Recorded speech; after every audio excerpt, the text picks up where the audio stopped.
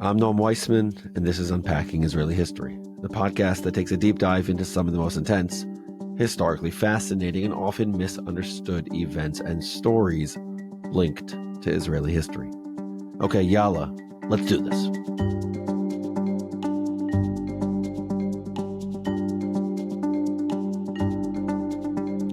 I'm coming today with a special bonus episode. The assassination of Charlie Kirk shook me. I know this is not an original comment. I know many of you feel the same way. I also know disturbingly that there were Americans, I pray this is only on the fringe, who celebrated this moment. And I also know that many of his ideas and his ideals are at odds with many in this community. But here's the thing.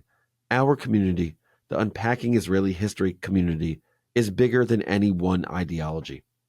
Our community is made up of atheists and devout believers, of right-wingers and left-wingers, of public school sophomores and retirees in Boca. Some of you admired Charlie Kirk. Some of you opposed him fiercely. So why talk about this on a show about Israeli history and the Israeli-Palestinian conflict? I mean, you come here to get history, to learn about the story of Israel, the complexities of the Israeli-Palestinian conflict. But time for me to confess something. That's not exactly what this podcast is actually about. Not exclusively.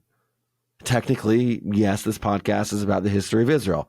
But really, it's about something else. It's about what history teaches us about living together today, about how we listen, how we argue, and how we wrestle with the hardest questions. A few weeks ago, I heard something from Rabbi Moshe Weinberger, a spiritual leader on Long Island. He pointed out that in the Hebrew Bible, when it describes a rebellious child, the phrase isn't just that this child was what's called in Hebrew an eino shomea, someone who didn't hear, but instead it says that he was an eineni shomea, which means that he refused to hear, that he refused to listen. It's a complicated grammatical argument for another time, but the point is so important.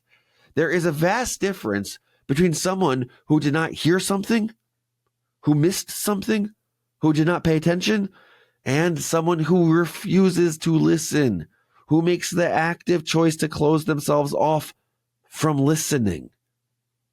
Over the last few days after Charlie Kirk's killing and the vitriol across the United States of America over the last few days, I am left wondering, is this who we have become?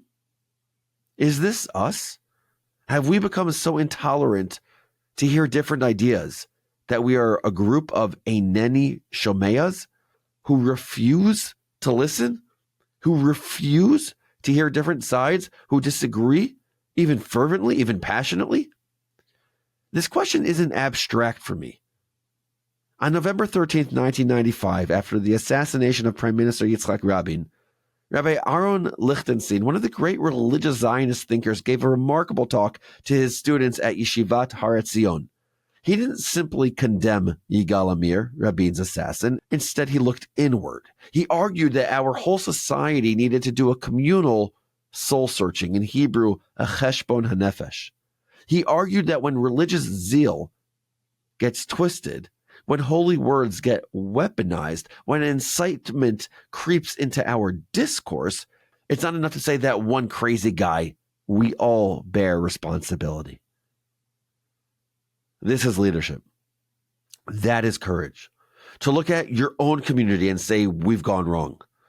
We need to do better. So when I think about Charlie Kirk's assassination and its aftermath, I wonder, what does our moment right now, what does it demand of us? Of us. Are we willing to look inward and ask what kind of culture we're creating? Are we cultivating a world where disagreement is tolerated, even invited? Or are we building a world where disagreement is silenced and sometimes destroyed? I said earlier that this podcast isn't just about Israeli history. So what is it about? It's about what happens when societies refuse to listen.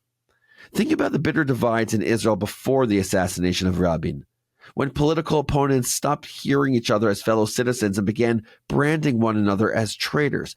Think about the years before and after the disengagement from Gaza, when families stopped speaking to each other because of orange ribbons or blue ones. Think about the Oslo years when dreams of peace were met with waves of terror and entire communities hardened themselves against hearing the other.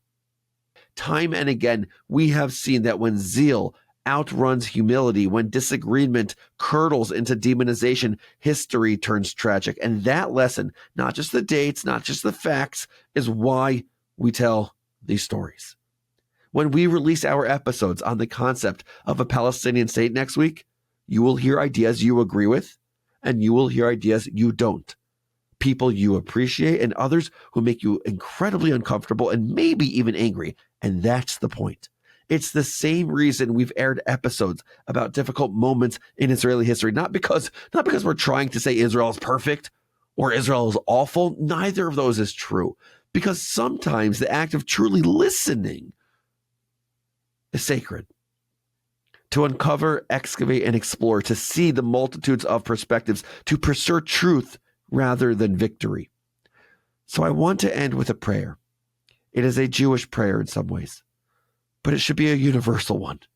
It's a prayer I often say before studying Torah with others. It is a prayer generations of Jews have said in the study hall. And it is a prayer I say before studying Talmud with my son and his friends on Shabbat afternoons, on Saturday afternoon. I will quote one part of it. May it be your will that no mishap come about through me, that I not stumble in a matter of Torah, and that my friends rejoice in my mistakes, and that my colleagues not stumble in a matter of Jewish law, and that I rejoice in them. Think about that prayer.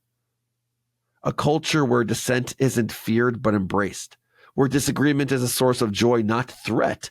That is the culture I want for this community to model. That's the culture I want for the United States of America, for Australia, for Canada, for the UK, for South Africa, for the broader world.